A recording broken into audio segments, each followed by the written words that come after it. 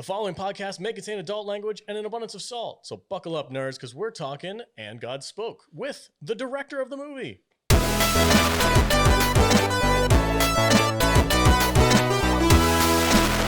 Welcome, everybody, and thank you for joining us on today's podcast. Today, we have a very special guest, Arthur Borman, from the writer and director of And God Spoke.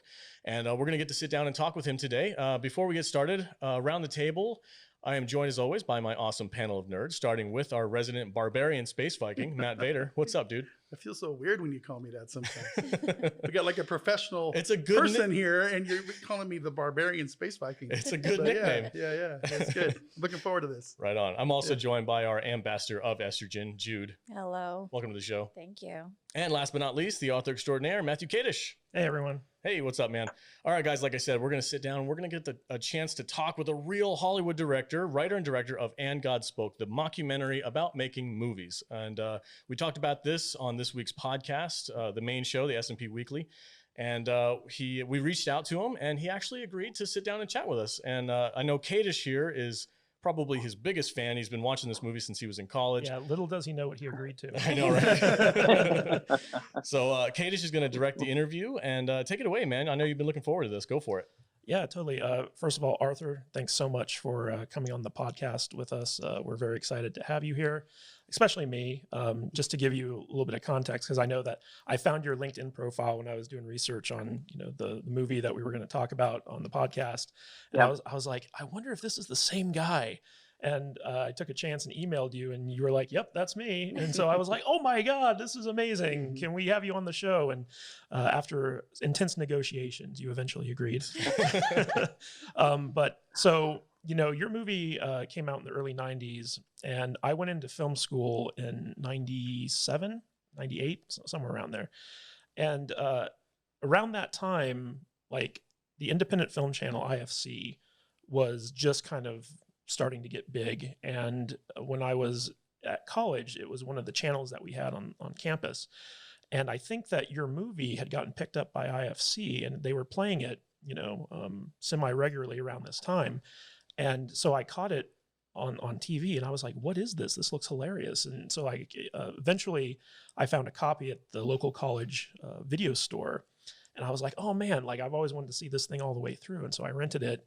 And it was one of those movies where me and my film school buddies would sit around late at night drinking, talking about how we couldn't get laid, and eventually watch this movie because it was just like, it was so relevant to what we were going through. And I just have such fond memories of this movie, And God Spoke. And then when I graduated from film school and went to Hollywood and worked in the industry for a little while, I realized how scarily accurate this movie is in terms of like, what actual Hollywood film production is like. So I wanted to ask you, first of all, what was your inspiration for making And God Spoke? Well, first of all, thank you for the kind words on the film. I'm glad you're a fan. I love that. I love to hear somebody who remembers the movie, because it is about 25 years old, longer than that. Anyways, I went to UCLA Film School, but I loved working in movies. And the entire time I was at UCLA, I worked as an intern or a PA on movies, tons of movies, anything I could do. So I felt like I lived my entire college years on movie sets, or commercials or music videos and TV shows and anything I could. And eventually, when I got out of film school and was thinking I want to make a movie, I was like, I've seen some of the craziest things go down. I think I'm going to take those ideas, I'll put it together in one idea of a movie and make this movie. But I worked on some really bad movies, and that was just the luck of the draw. I really didn't. What were some of the bad movies you worked on? Tour at work, I saw really crappy filmmakers at work. What were some of the bad movies you worked on? I was a PA for 9 months on Masters of the Universe, which was Dolph Lundgren, Canon Films. And it was shot in Culver City at the time it was called Laird Studios. Now I think it's just called Culver Studios. And tons of shows were going around there. Tons of music videos were going around there. I got to, see Madonna's Express Yourself video, just hung around Fincher watching him make that and stuff like that. But I watched an art director who was first time directing. It was a Canon film. It was so cheaply done, and it was such a disaster. It was a 9-month shoot. It was supposed to be a 3-month shoot. That's what kind of a disaster it was. Oh, Oh gosh. my.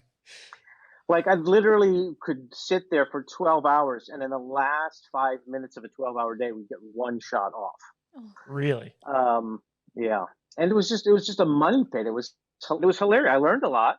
I also was a PA on Problem Child 2. I was a PA on a movie that's pretty obscure called Leaving Normal. That Ed Zwick did. Ed Zwick went on to direct. He did Glory, and then this was his follow up, which also is not a big hit. And I was an intern too for a while for Roger Corman. I was an intern for at Peter Guber's. It was Peter Guber's, John Peters and Peter Guber company. And I just would like live, eat, and drink, hanging on movie sets. Did you ever meet John Peters? Well, I went to UCLA, and John. I never met John Peters, but I met Peter Guber. He actually taught at UCLA when I was going to UCLA. That's how I got the internship. But John Peters was never around that much. Yeah, I had to kind of educate my co-host on Gruber and Peters in a few of our earlier episodes. I don't think most people remember how big they were and how like they ran Sony studios and stuff like that. So it's very interesting that you've worked on Canon films, you worked on Peters and Right. Gruber's films, and you've really had the Hollywood experience, and I think it really shows in And God Spoke. So you worked on all these big budget kind of overblown movies. Well, in what it's worth, I didn't really work on them. I mean, I'm an 18-year-old to 21-year-old kid. I really was silently watching everything. So I think that's where a lot of the ideas of And God Spoke come from, because I had no ability to make any decision to speak up. I could literally just sit there and wait for somebody to ask me to get them coffee. But in the meantime, I watched everything go down for years. So was that the inspiration for this movie? Like, what was it that, first of all, was there a script to this? Like, did you actually sit down and write an actual script, or was it mostly improv? It was, well, I'm a big fan of improv. It was mostly improv, but I had a friend who wanted to be a screenwriter, and I had the idea, and I was a big fan of Spinal Tap, and he was a big fan of Spinal Tap, and he wanted to be a writer. So I sat down, I gave him all these characters, I gave him all these ideas, and he put it all together in the form of a script.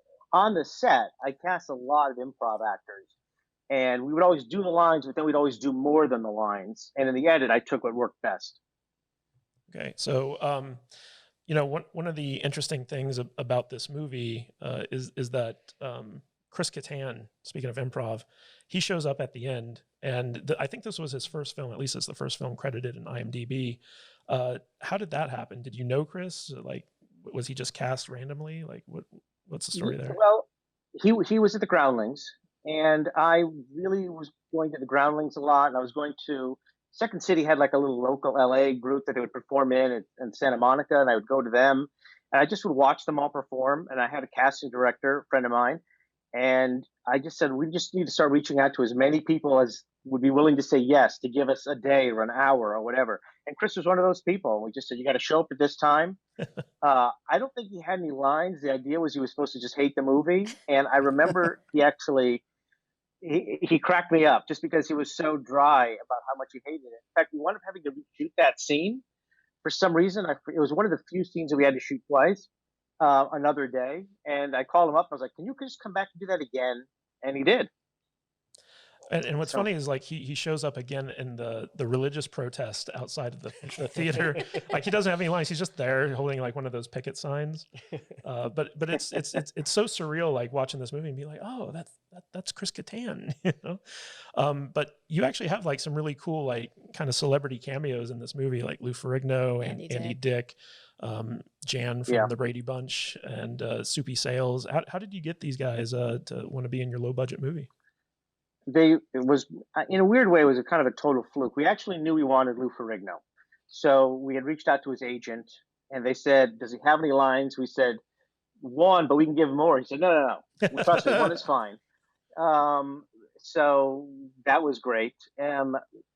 The other people were interesting. I had a friend who said, I just had dinner with Soupy Sales and we were casting the movie. And I was like, oh, I'm looking for kind of like an old timey actor like that. You think he'd be interested in coming and giving us a day on this movie I'm about to make? So we called him up and he said, sure thing. Jan was kind of an accident. We weren't even going to have her. I call her Jan, but Eve Plum. Everyone calls her Jan. Which is the joke. Yeah. Yeah. There's even that line in the movie is like, do you get upset that everyone calls you Jan? Well, what had happened was I had asked the cast members if anybody like knew any celebrities because I wanted some extra like kind of, cameos like that. And the guy who plays the first AD, Mike Hitchcock, he's an actor. He's like, I played poker with Eve Plum. You want me to see if she'll come by? And I was like, yes, I definitely want to see if she can come by. And sure enough, she did. Was Soupy Sales, was all of his stuff ad-libbed? Because it kind of seemed like it was. It was a little bit. We had the context of everything he was supposed to do to be ad-lib. But I wanted to sit down and just sort of do some interviews with him. And I figured he's Soupy Sales. He's going to be funny. Yeah. And we'll intercut it so that his lines, his shtick will match with the plot. And that worked well. So I'd say half and half. So the guy who played God also felt like very ad-libbed. I'm sorry, I forget the actor's name, but was his stuff all ad-libbed as well? Yeah, his stuff was ad-libbed. That was I cast him because he just had the look that I thought was hilarious. He just looks like God. Yeah. And what had happened was I was actually rehearsing the scene that we were doing with Soupy and all that. And my real first AD came to me and said, who's that guy? I go, he's playing God. He doesn't have any lines. He's just going to stand there. And he's like, you've got to see with this conversation that he's having. So I went over and he was actually having this conversation with this actor who was playing the PA. And I was like, oh my God, let's start this again. I got to roll on this. And he recounts the story of getting, I think, dropping acid at a Zeppelin concert. But he's dressed, in the God costume. And I was like, oh my God, this is hilarious. Whose decision was it to have him keep his glasses on in the movie? It was, he had such a look. I'm like, he's just going to be who he's going to be. That was probably one of my favorite parts in this movie is getting to see that character who's supposed to be playing God, this like holier than holy, character. And he's sitting there talking about like acid rock and he's got his rose colored sunglasses on. Like it fit that profile. And he's showing off his tattoos. Yeah. Oh yeah. His naked lady tattoos. It was freaking comedy gold. Were those real tattoos? Yeah, they were absolutely real. That's awesome. And he has amazing taste in music. So. Yeah, I don't, that guy just walked into my life and I was like, wow. Yeah, the thing about making this movie is I had an idea for what I wanted, but I wanted to be really open to anything that struck me as funny. And a lot of things just started walking into our life and hitting me. And I was like, this is going to work. This is going to work. It wasn't until I really got into the edit bay that I realized, oh my God, this isn't exactly the movie we wrote, but it's definitely going to be a hilarious movie. So speaking of the movie, we did some research and we couldn't find a budget for it, but I think I found a reference in an interview you made that said that it was a little under $150,000. What was the budget for this movie? Well, I think it was actually a little bit higher than that. I want to say it was about 200. And maybe it was 150 plus. Then we had to back then you still had to process it on film, and we shot it on 16 or Super 16, and we had to bump it up to 35. So it's like we ended up spending a lot of money delivering it. So maybe 150 to shoot it and 50 to deliver the elements. Nowadays, you wouldn't spend money on cutting your negative and making prints and doing all that stuff. So yeah, video has really opened up the door for kind of stuff like this. Where did you get the financing for the movie? Well, my brother actually produced it. My brother's a year younger than me. He went to college at University of South Carolina, and I was living in LA, and we got together in Miami, and we were visiting my mother who lives down there. And my mother kept saying that there was some guy who we should meet. He had a lot of money. He had a boat. He was looking to invest. And so my brother and I went on the boat with him, and we're like, we're making a movie. We need a couple $100,000. We got the guy to write us a check. Then we just had to go make the movie. It Nice. wasn't Nice. like your typical like story of like fundraising through normal channels. It was more like, here's a playboy. He's got money. He wants to lose it, so we're going to take it. So I got to ask, was Coke an actual product placement for your movie? Like, did you get paid to put in the Coke? We actually didn't get paid. We actually did call Coke and we cleared it, and they sent us like tons of cases of Coke. So that was all over the set, just as craft service. That's all we got. I wish I could have gotten money from that. I got to tell you. So I was telling these guys earlier when we were doing the review of your movie about my experiences in Hollywood and about how producers are always mindful of like getting the movie made and, you know, getting paid and making sure it's successful versus staying on schedule. Yeah. Versus directors who are more like about it's my vision and stuff like that. And the product placement scene where Moses comes down from Mount Sinai with the 10 Commandments and a 6-pack of Coke is probably one of the most iconic scenes of this movie. Like everyone who's ever seen this movie talks about that scene where the product placement in the Bible movie comes to the forefront. What was your inspiration for that? Well, that goes actually back again to Masters of the Universe, which was so massively over budget that there was a meeting that I had to stand around and get people coffee where they discussed if there was a way to put product placement into the world of Skeletor. And Oh boy. Oh man, what did you come up I with? remember thinking at the time, like, that's the dumbest idea I've ever heard. Because, but they were all serious, you know. And I was like, when I was starting to put this movie together, I'm like, that's in the movie. Nice. So I wonder what Skeletor would hawk, you know, in terms of product placement. I don't know. Mead. Axe body spray. Something like that. You know, one of the scenes that stands out, there are two scenes that really stand out to me in your movie. The first is the very first production meeting where the producer kind of goes on a power trip and starts lecturing the first AD about who actually runs the show. And then, you know, he kind of, you know, leaves and then everyone goes back to the first AD is like, okay, here's what we're really doing. I've been in meetings like that. You know, I think every meeting I've ever had with a producer has them kind of throwing their weight around. And that scene just rings so true to me. You know, what experiences have you had where, like, you know, you've seen the producers act like that? Well, I definitely feel that the reason it rings true is because I feel like even after I made that movie, I had been in spaces where that happens. And now in what I do in my own, you know, I work in TV now.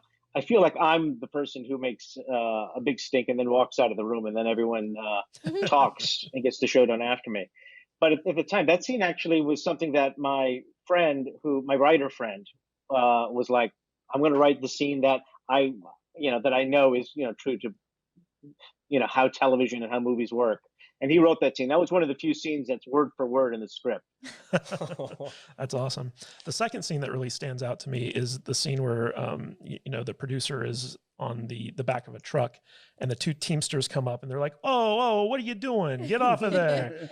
Cause you know, I had to explain to my co-host how like Teamsters, you know, what their deal is on movie sets where they basically just sit around all day and their only job is to make sure that the trucks aren't messed with. Where, you know, you could have a situation where the Teamsters drive onto the set, unload the equipment, drive away, then come back later and get the equipment. But the way the union contracts work out is like they have to be there on set full time, getting paid exorbitant amounts of money for literally doing nothing. And a lot of them just get into trouble because they get bored during you know, production.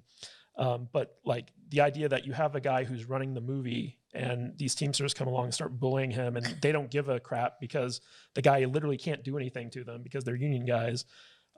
Like that, it's so realistic to me. Like I know that in the movie it's played as a joke and people who've never worked on a movie set probably don't get it like I did. But that scene, especially because the actors that you got to play the Teamsters were just so spot on. You know, what inspired you for that scene? That's a great question. And by the way, that really tells me you know obscure things from the movie because it's a really short kind of moment. So, but well, again, working on being as a kid on movie sets, I would constantly sit around and I got to know all the Teamsters because I'm as a PA, I'm sitting around. The difference was I was actually interested in the show that was getting made. The Teamsters, they'd sit outside the set, exactly as you said, in their trucks or in their, in the back of their trucks. And so sometimes I'd have to go out and chat with them and, whatever. Then I'd go back inside when they were shooting. But I got to just realize that, yeah, these guys are sitting on their butts doing nothing the whole day. And you can't do anything about it. They're always just asking themselves, when's the food coming? What are we eating? What's the craft service? And I used to think that was hilarious. Like, my God, this is all they do. And I always thought they were so important. So that's why I wanted to write that, kind of moment. Now, those two actors, interestingly enough, I had gone to Sundance about 5 months before I shot the movie, and I saw a movie there. I guess it would have been '92, and it was called Amongst Friends, and it had those two actors in it playing sort of tough guys in New York City, and I thought they were great chemistry. They were unknowns, but I looked them up, found out who they were. I had met them in Sundance, and I invited them to come to the set and be in the movie. That's fantastic. And I think one of those actors, I forget his name, but he's gone on to be in so many things. Like he's one of those character actors who, you instantly recognize his face, but you don't know his name. One's called Lou Lombardi. Yeah. And one's called Frank. Yeah. And they're both like character actors. You see them all the time now. Yeah. Yeah. They're in everything. So one of the things that really pops out to me when I watch this movie, and this comes from my experience, making movies myself, is that the heads of every department on a film take their jobs super seriously.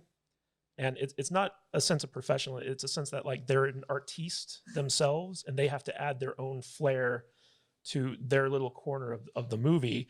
Like for instance, you have a scene where the craft services guy is talking about how he's doing authentic Bible food, loaves and fishes, right? Yeah, and grape leaf, like wrapped grape leaves, wine.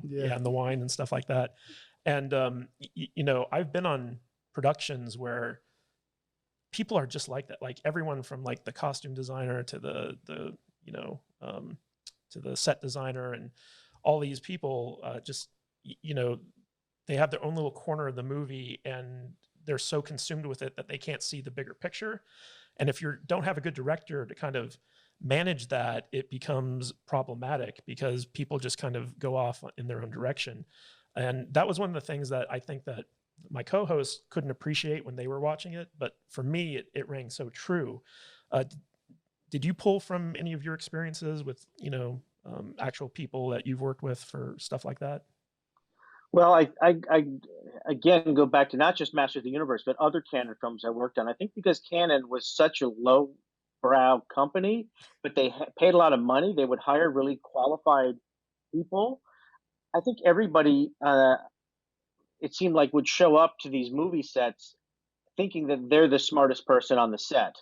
And I noticed that a lot of times. Everybody did. It didn't matter if they were just painting the scene, the scene. It was the best painting that could possibly happen. And as a kid, I was like, wow, everyone's really good at their jobs. And like, I guess it wasn't until I kind of got older that I realized, oh, it's just the Hollywood affect that everyone thinks they're self-important because they can't get through the day. That's pretty much what it is. Yeah. It pretty much is.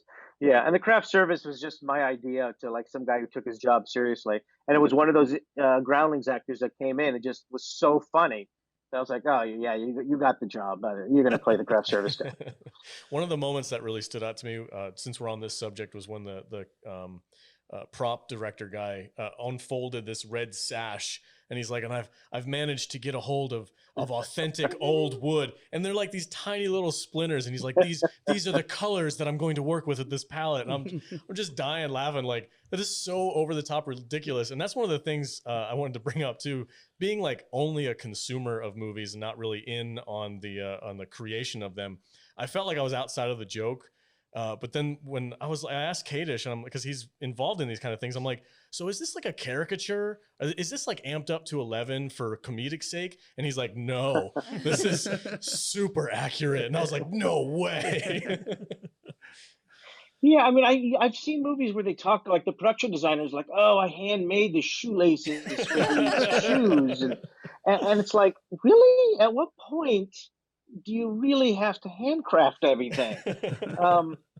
So it's true. It's like what people come up with, and especially like movies that have any element of like sci-fi or fantasy and this and that. There's this feeling that nothing can exist in the real world. 100% of it must be made for it to be authentic, which is kind of extravagant. I also liked how you handled the actors in your movie, not in the sense of you directing the actors, but the portrayal of what actors are actually like on set, like the method actor who played Jesus. And, you have like the AD behind him basically calling him to set, and he's ignoring the guy. And then the minute he says, Jesus Christ, he turns around and he's like, yes. And you hear these stories like people like Jared Leto and, all these like super method actors who like come on set and they're like, don't even call me my real name, call me by my character's name and things of that nature. And, I've had experience with actors like that. And it's just, I find it so pretentious. Like, I don't like to fault them because method acting can be very powerful when the actor's good enough to pull it off. But I think you had characters in your movie that were kind of complaining about how awful actors are. And that's really kind of like the general consensus of like the below the line crew on sets where it's just like, I can't deal with these actors. Did you ever have to work with, or see actors who were like that on set?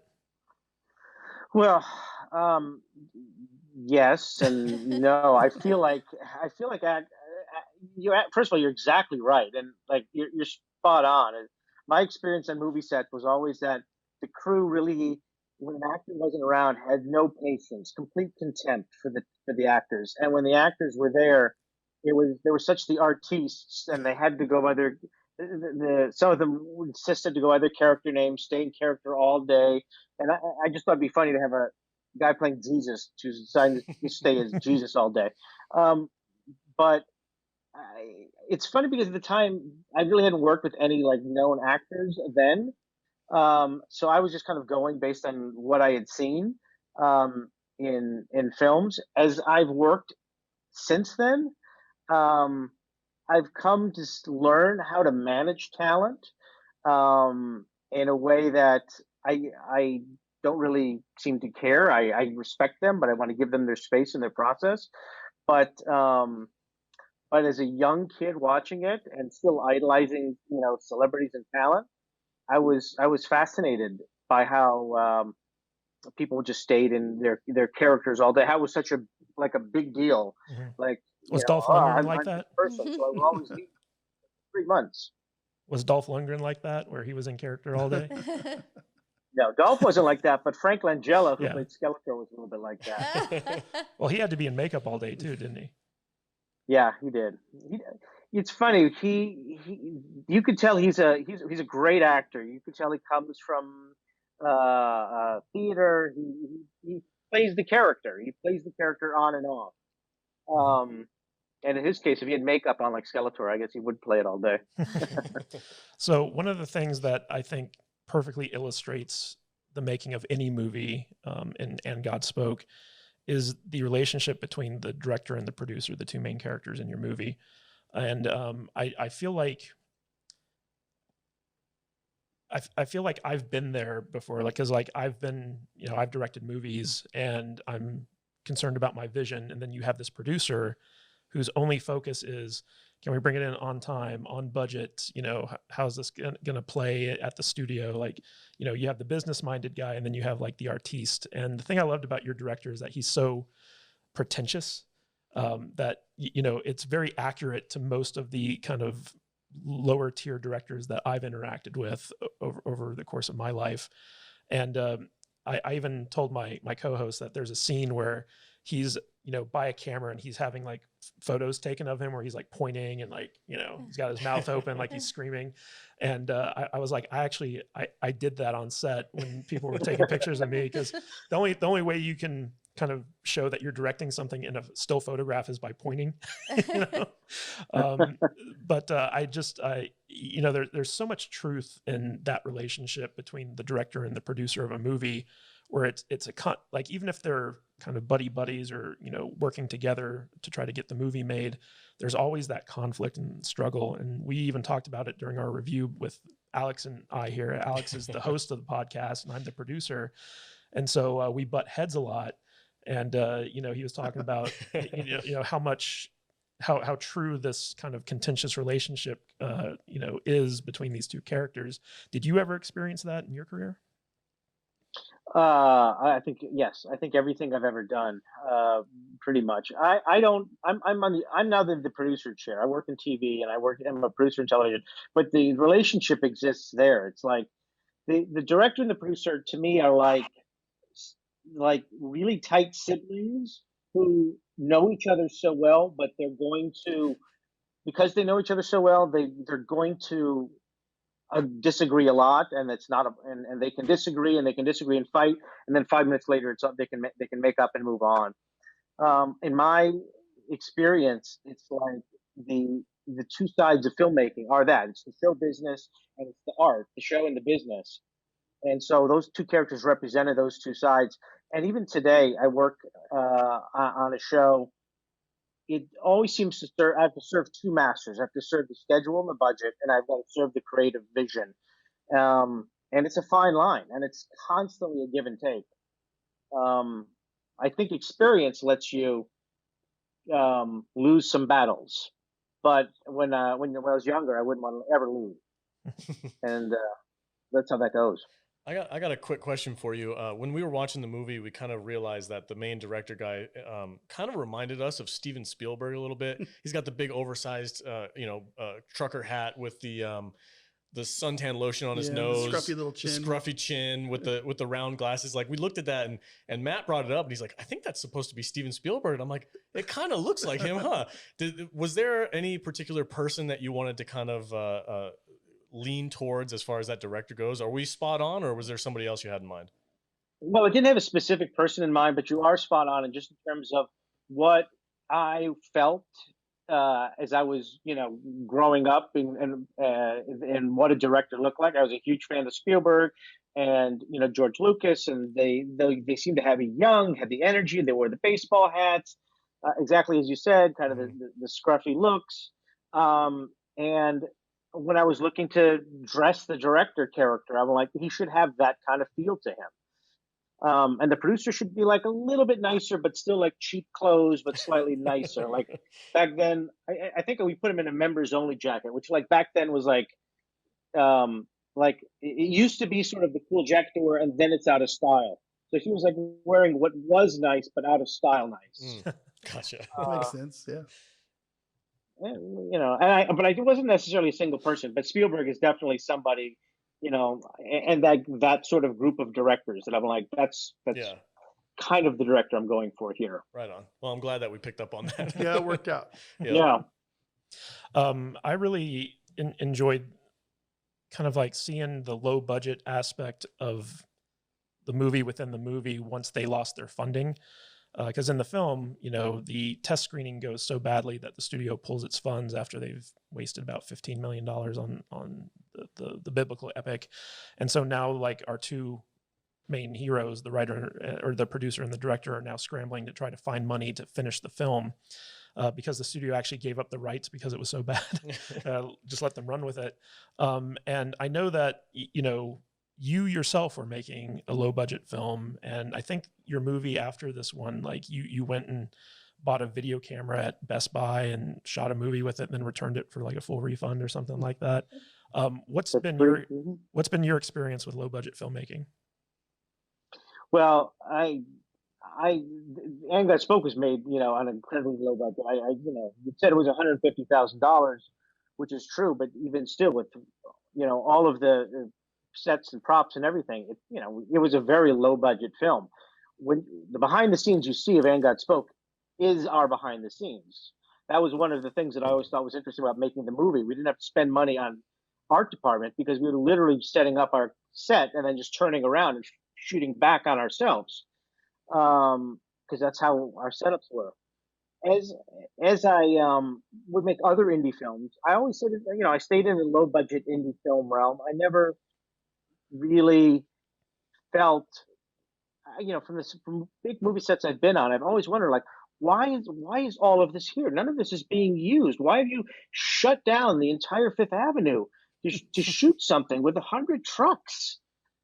Why? Why can't you just get a cameraman and drive a car down the street? Right. If you just get the permit for it, I don't know. So I've always felt like big budget films are, to me, a little too overblown and overbloated. It's almost like the sign that you've made it. Like, oh, I made a big studio movie. But in my experience, we are not. It's a waste of money, and I feel like the intimacy of the indie films and the low budget stuff, it actually leans to what I'm personally interested in, which is also documentary. One of the reasons I like the mock documentary of it is because I'm a big fan of documentary, and I moved into a direction of reality TV in the last 10 years of my life, all because I'm just such a fan of, really, because of documentary. Yeah, it is interesting that because when I looked at your IMDb to find out what you've been up to since And God Spoke, I guess I found it ironic that here you made a mockumentary, which is actually probably more accurate than most documentaries about Hollywood, and you went into reality TV where you've worked on like Hell's Kitchen and like a bunch of other really big reality shows. So what can you tell us? Like, are reality shows really reality shows? How scripted are they? What was your most favorite experience working on one? I'm sure that's a whole other show. that is a whole other show. Yeah, I've done. So I not only I was a big fan of mockumentary like Spinal Tap, but I was also a big fan of documentary. And so after I was not making, when I realized there's no money to make an indie film, I realized that there was an emerging new genre of television called reality TV.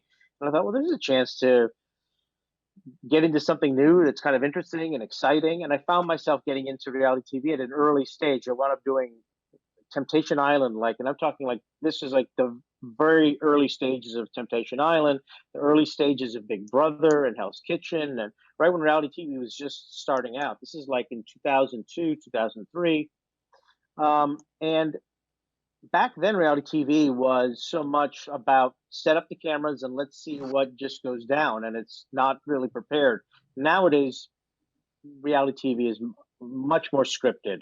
People like to know if they're going to spend the money on a reality show, what the reality is going to be. And most times you see a reality show today, the beats are pre-thought out. The dialogue may not have all been written, but in a weird way, it was sort of like we made And God Spoke. It's like you show up with the lines you need them to say, and then you hope that you can capture some other things in there too. And you're producing something where you're like, let's try this. I need you to say this. I need you to do this. Maybe you'll do it even 2 or 3 times, and you call it reality TV just because it's really soft scripted. So, I know that your career has taken a different direction, but would you ever consider coming back and doing other mockumentaries? Like, for instance, I would love to see a sequel to this about the making of the Odyssey with these guys. Have you ever considered doing that? I feel like I would love to go back and do something like that. I personally feel like the movies have left into a direction of becoming huge blockbuster spectacles. I feel like in the last decade, and I suddenly wonder if, like, oh, maybe I've either moved away from the movies, or maybe the movies have moved away from me. It seems like they've definitely moved away from the smaller movie. I could be wrong, but I just don't feel like I see the golden days of Sundance and indie film like I did back in the 90s, when I could see Reservoir Dogs or Clerks and think of and see a great movie, Slacker, for like $20,000. I just don't see that happening anymore. What were you going to say, Vader? I was going to ask if he thinks maybe there might be place in all these streaming services for the smaller indie kind of documentary films for that kind of thing. Maybe. I mean, I feel like the streaming services got money to try different things, but they've also got the data. They're not financing anything unless they already know that there's an interest for something. I would love to know if they think there's an interest in making more independent films. I actually think that a great thing would be, because we've had hits like Making a Murderer and what was the Joe Exotic one? Oh, Tiger King. Like and Netflix has even done like spoofs where it was American Vandal, where it was totally scripted and acted out, but it was done in the documentary style.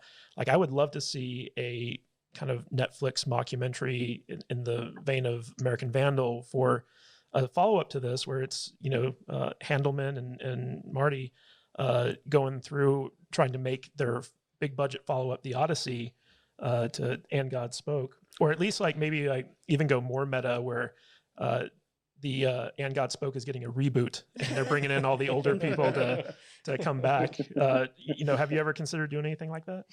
# come on, Netflix.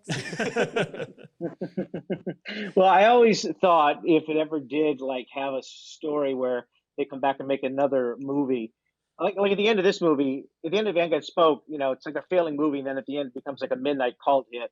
And I always thought if they ever do, we ever did like make a second movie, you would need sort of an epilogue scene where it goes and becomes a Broadway show.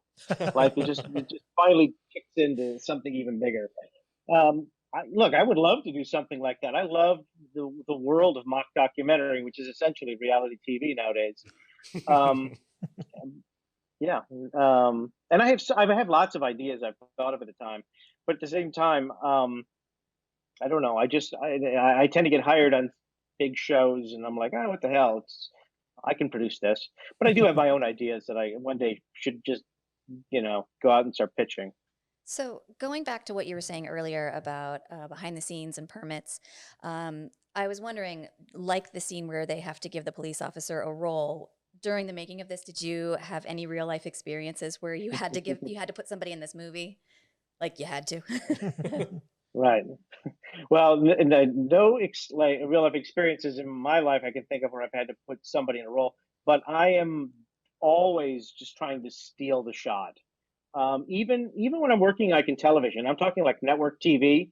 If I think I can get away with something like just showing up and shooting it, I've tried that before. Like I've been on, I won't mention the show, but I've been on a show like an ABC show, a big show with big money, and I'm like, I'm not even gonna get the permit. I'm just gonna try to steal the shot and worry about it later. You're a cowboy, Arthur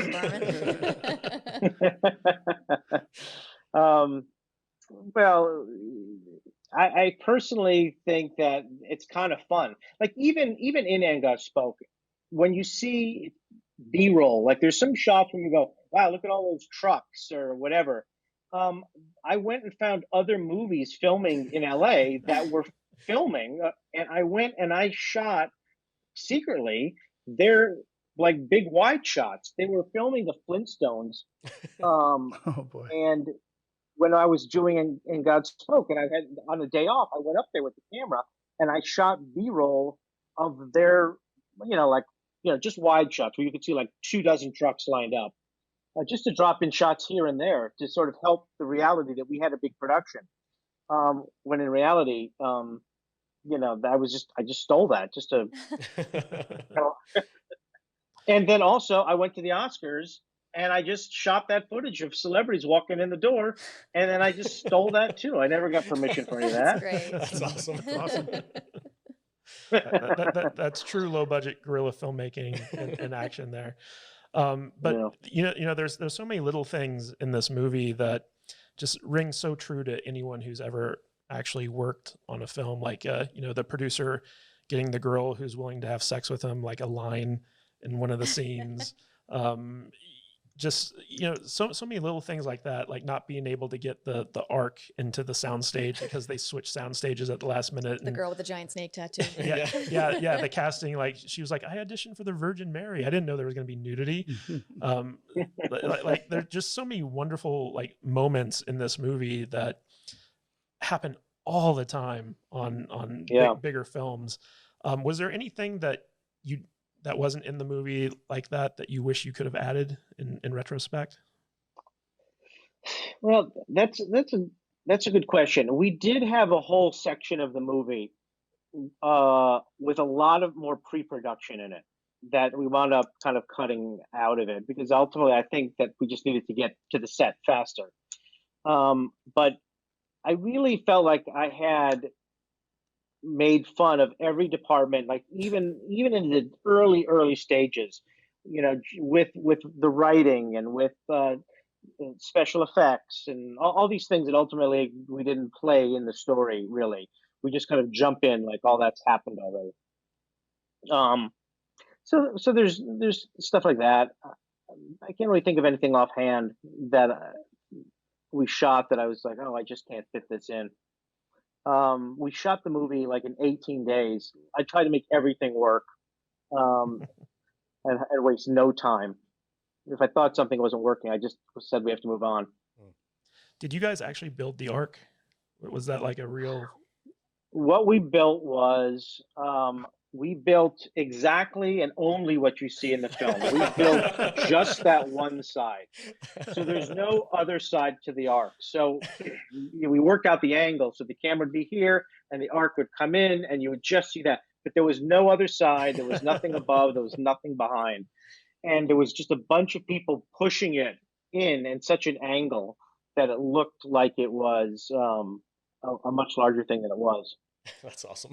Yeah, I love like where the guy who designed the Ark, he's like, I built it to specifications. This is your fault, and the producer and director are just like, yeah, okay. Yeah.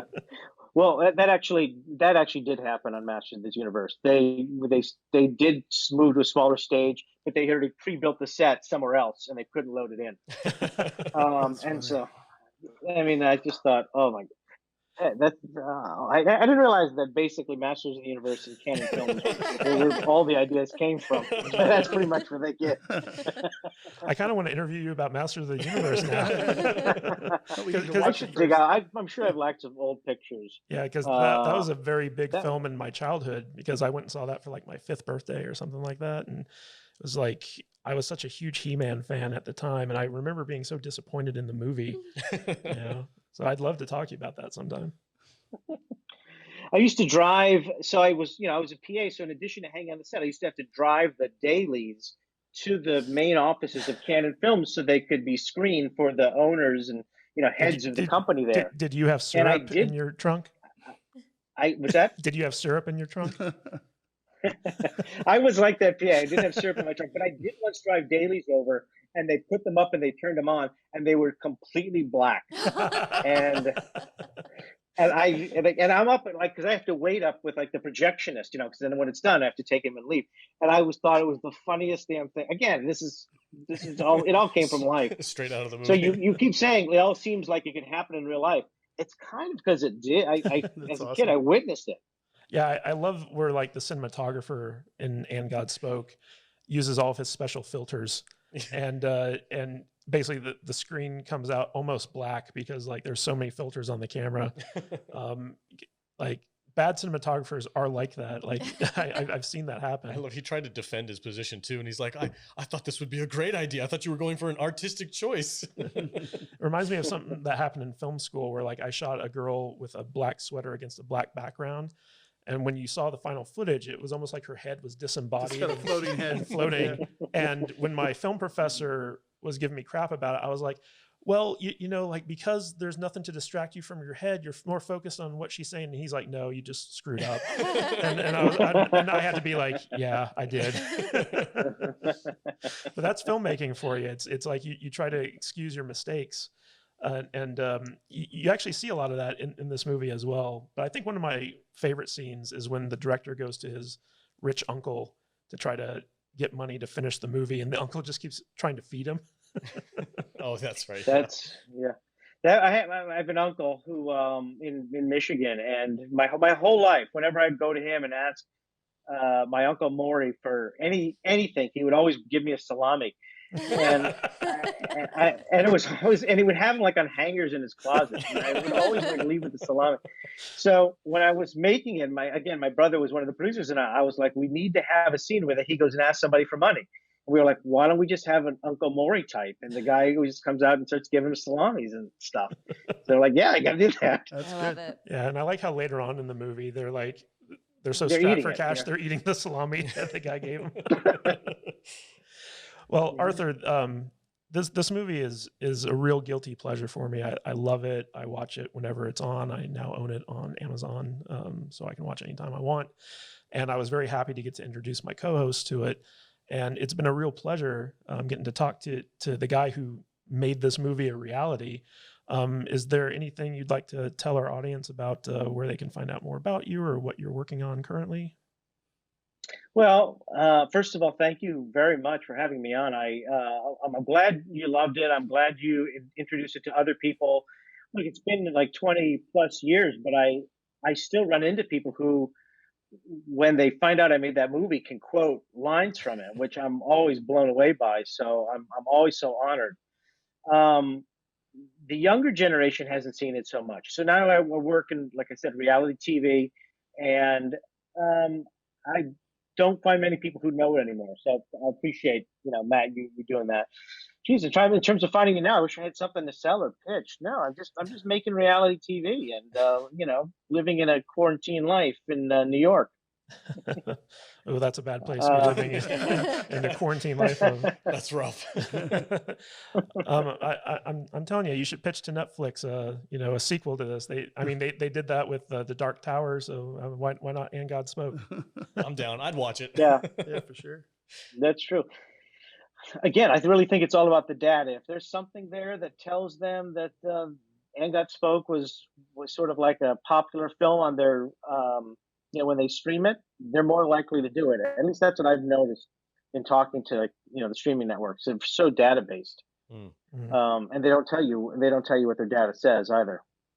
Interesting. I'd love to know. Well, we'll make sure to Yeah. let our audience know that they should go and check out your movie. So maybe they'll see a little bump in some downloads, and then you could pitch it. That would be really cool. I would actually like to see some more behind the scenes. And you can update it now for today's standards and what happens and the tropes of today's Hollywood background. I'm sure not much has changed. I'm sure the personalities are still there, but just like you were talking about how these like $300 million movies are now so overblown and the budgets are so crazy. Like it would be kind of cool to get a satirical look at modern day Hollywood now. And there's a lot to play around with in terms of so in this movie, you have a bunch of Jewish guys making a biblical epic about Jesus, and none of them know how many apostles he had and stuff like that. And that's just like kind of par for the course for a lot of Hollywood productions where they go into it and they don't know anything about the source material and they just make it up as they go.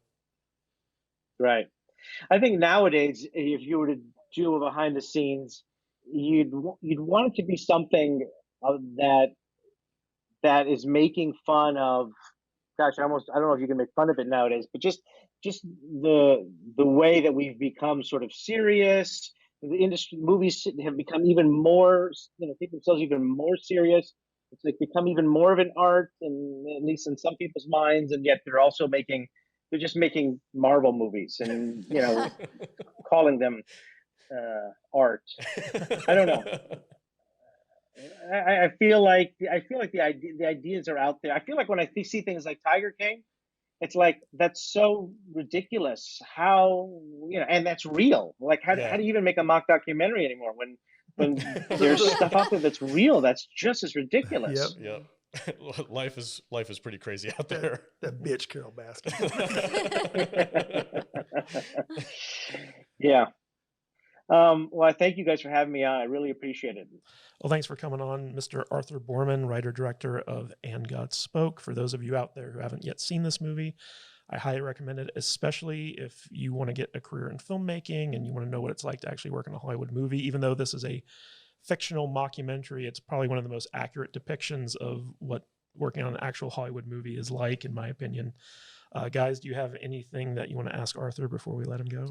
No, just thank you so much, man, for joining us. We're a pretty small production as far as podcast goes, and it's always nice that when we reach out to somebody, they respond and they're willing to hop on and have a conversation with us. It really makes us feel happy that, you know, this art form that we love so much, and we love to make fun of movies, we love talking about movies, and this is kind of like our world. The people who are behind the scenes, when they are able to come on and talk with us, it's so much fun for us to kind of, we get a little giddy about it, you know. A director of a movie wants to talk to us? Yeah, exactly. What? We're like, what? No way. I don't know if he wanted to talk to us, but he was willing to, so we He appreciate said yes? Are you shitting me right now? I know. That's pretty much my reaction when Kadish told me, like, hey guys, we got the director of the movie to come on. I'm like, no way. So thank you very much. We really appreciate it. Thank you guys. And by the way, I mean, I miss it too. I used to probably see 7 to 10 movies a week in the theater. I mean, I live, eat, breathe, sleep movies. I'm getting to the point now where I'm like, oh, I hope movies aren't abandoning me, like I said, because I love movies. And certainly this last year, watching everything streaming, I'm like, oh, please come back. Movies, please come back. Yeah, we're all dying to get back in the theater. We're lucky enough to have some theaters open here. Yeah, so every once in a while. It'll be like you know, we can watch them on the stream, but some of them are actually in the theater, and I'll make a special trip just to get the theater experience first before I go watch it on HBO or something. As soon as they open by me, I will too. Yeah. I know that my next big movie theater going is going to definitely be that new Godzilla movie that's coming out. I'm so sure. I'm like, there's no way I'm going to watch that on a streaming service. That's IMAX 100%. But yeah, thank you very much, Arthur. We really appreciate you coming on. Jude, did you want to say anything? Are you good? I was just wondering if he was looking forward to anything in particular coming out this year. Oh, good question. Well, I was looking forward to the In the Heights and West Side Story coming out last year, so I guess I'm still looking forward to them coming out. I like a Spielberg musical. I'm like, oh, I'm in. I love the opening of Indiana Jones and the Temple of Doom. I'm like, if he could make West Side Story look like that opening scene, I'm really into that. Right on. I'm really glad you didn't mention this mythical 4th Indiana Jones movie that we've heard rumored to be existing. I haven't seen it. I don't know. I don't think it exists. Just need to be quiet. we don't talk about that. Yeah. All right, V, did you have any final thoughts for Arthur? I just want to say thanks for coming on and talking to us. It was fun. Right on. Even though I didn't say much. Thank you guys. It was a great trip for me to go back down memory lane and talk about this stuff and to appreciate it, like that you guys really have some good memory and obscure references from the movie that even I, until you mentioned it, had almost forgotten. Thank you. Arthur, if anyone out there wanted to kind of reach out to you on social media or something like that, is there any place where they can find you? Well, I have a website, arthurborman.com, and then you can reach me through that. Right on. Cool. All right, cool. Thanks, everybody. Thank you for joining us on today's Salty Nerd podcast. I'm your host, the Salty Nerd. You can catch me on Twitter at salty_nerd, talk about movies and all kinds of cool stuff. And if you can, reach out to Arthur and say thanks for making an awesome movie. V, where can they find you at? At Matt Vader 74 on the Twitter, YouTube, and Instagram. Right on. Yeah. And Jude, where can they find you? You can find me at I am Jude Juju on Instagram and Twitter, and at thevoiceofjude.com for my voiceover demos. You can check those out. Nice. And Matthew Kadish. They can find me at Matthew Kadish, Kadish on Twitter, and kadishbooks.com takes you to my Amazon page. Right on. All right, guys, remember to catch us every week on the podcast. You should subscribe on Spotify, iTunes, wherever you listen to your podcast, or YouTube, saltynerdvideo.com. Don't forget to subscribe and hit the thumbs up button. All right, we'll see you next week.